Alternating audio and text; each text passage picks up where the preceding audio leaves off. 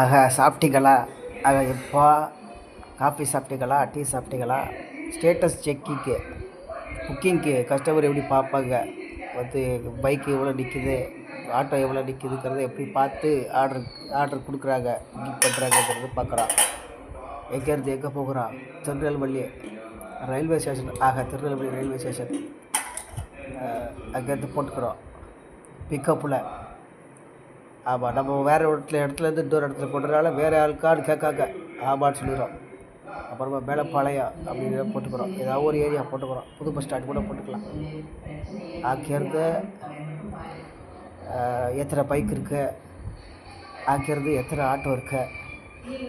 2 பேர் 3 பேர் போகிறவங்க ஆட்டோவில் போவாங்க, தனியாக போகிறவங்க பைக்கில் போவாங்க, வசதியை பொறுத்தது. ஆக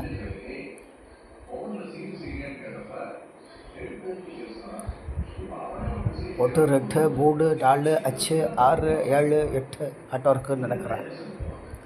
ரயில்வே ஸ்டேஷனில் 2 கேட்லேயும் 5 6 இருக்குது. ரேபிடோ கேப்டனில் வந்து லைனில் நிற்க வேண்டாம், ஸ்டாண்டில் போட வேண்டாம், வந்தால்